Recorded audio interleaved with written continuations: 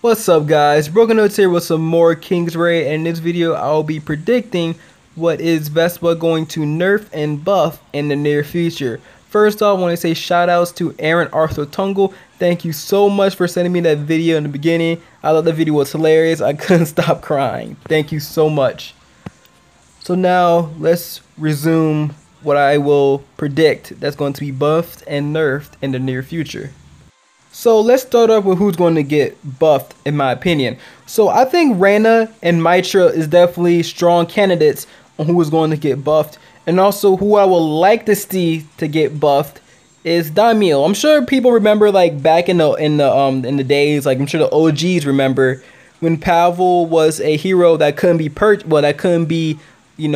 in the end. He still had like the new tag on top of his portrait. That's when Daimyo was really actually popular. Now you just don't see him anymore. He just overshadowed by heroes like Arch and Aisha, even Pavel, but you just don't even like see him anymore. He's just non-existent, and I would like to see some buffs to make him more popular, because I just like seeing, you know, this different hero comps, not the same thing over and over and over. So now let's talk about which is more likely to happen. So with Reina, the thing about Reina is that she will, at least PvP wise, she will always be hot garbage in PvP as long as she don't have no ability that can actually surpass the tank and or warrior.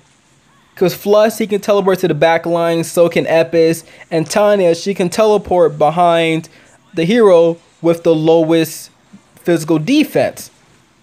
So if she can't do that, there's no way she's gonna be good PvP wise. I heard in PvE she's really useful, but it's like, why use her when there's like other strong heroes that you can use? That's like, for example, that's like a Rodina. She's in the back line, so it's harder for her to actually get attacked. But since Reina is a frontline assassin for PvE, she will definitely, I could see her that you need to at least invest a lot of like money and gear into her so that she can actually survive, and getting a decent enough healer to keep her alive, or with barriers or whatever.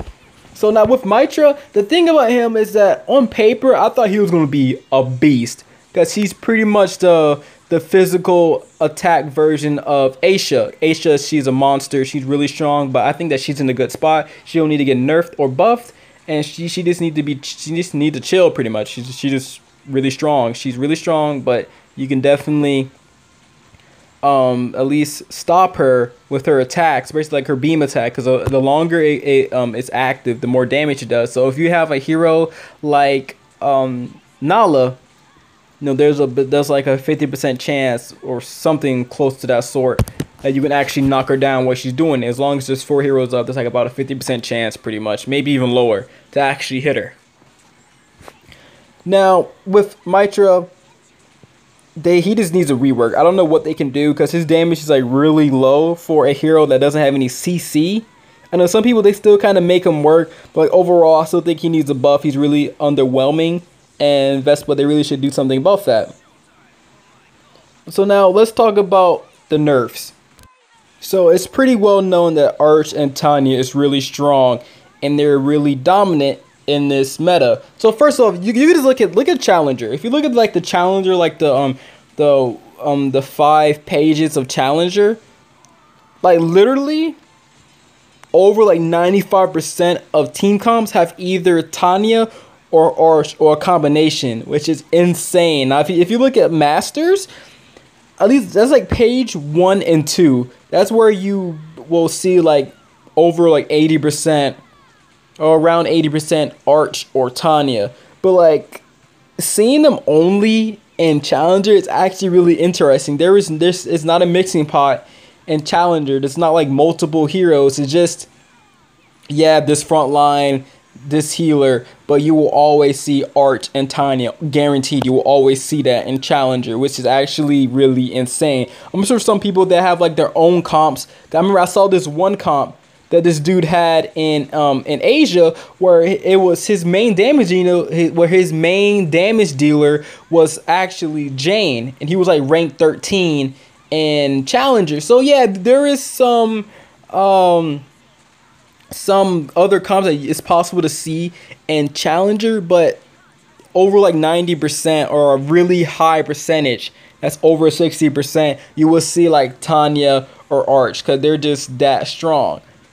So like, especially Arch in general, I thought when Vespa actually nerfed him, I think they took ignore defense off of his first ability. I thought, okay, so Arch, he's definitely going to be balanced and he's going to sit pretty well inside the meta. But I was extremely wrong, because Arch, he's still really dominant.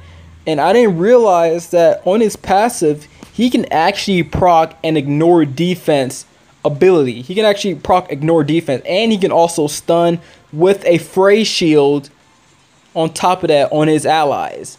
Like, I just don't understand what Vespa was thinking on giving a hero an AoE ignore defense. I mean, maybe a single target ignore defense. Okay, that's probably more. I can see that in the making. I think that's more balanced.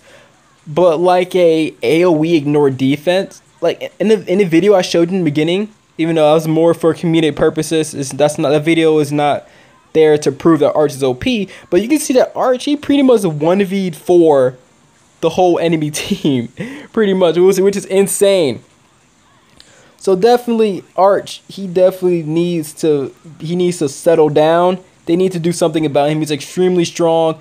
He's even strong in like PvE, except for, of course, those stages or bosses that have gimmicks. That's like, yeah, if you use magic attack, you will get punished for it. Of course, he's not gonna do so well there.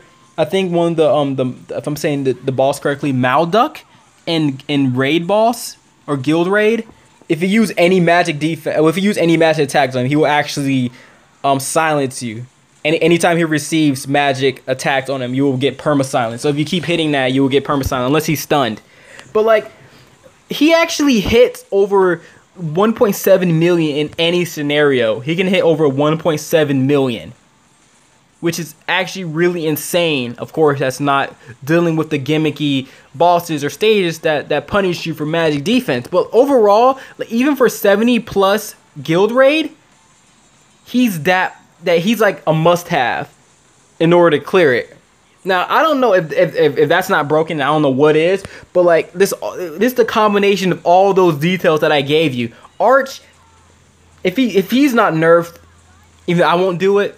But if he's not nerfed, get him. Get his unique weapon and all that good stuff. Get everything. Hope you guys have a great day, great night. I'm calling this video, going to call it a day, and you know. Peace out, guys. I'll have some more informational videos in the near future. You know how it is. Deuces.